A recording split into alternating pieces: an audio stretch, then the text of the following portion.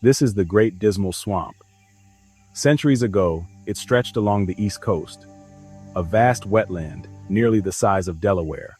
It was filled with venomous snakes, bears, and mosquitoes so thick you could barely see ahead. To slave catchers, it was a nightmare. To thousands of black people escaping slavery, it was freedom.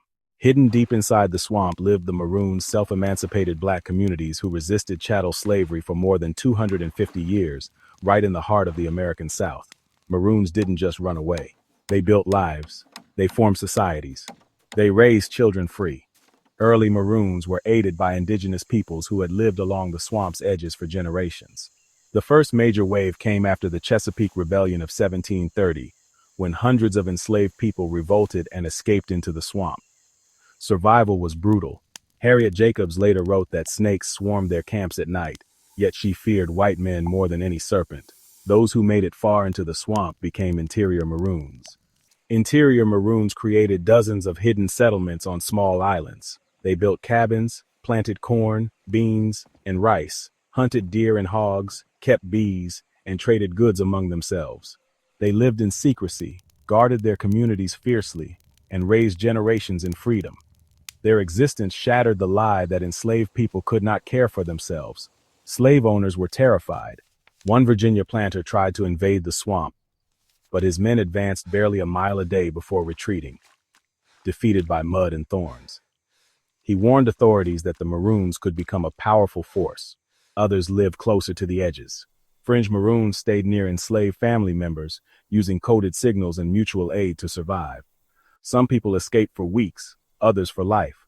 Plantations were raided. Officials declared emergencies. Fear spread. Then there were Canal Maroons. In the late 1700s, slave owners, among them George Washington, attempted to drain the swamp for profit. Enslaved laborers building the canal secretly worked with Maroons, trading supplies, subcontracting labor, and sometimes escaping entirely. The swamp also fueled rebellion. More than 250 slave uprisings occurred in American history, and the Great Dismal Swamp supported several. The Easter Conspiracy of 1802 aimed to overthrow slavery itself.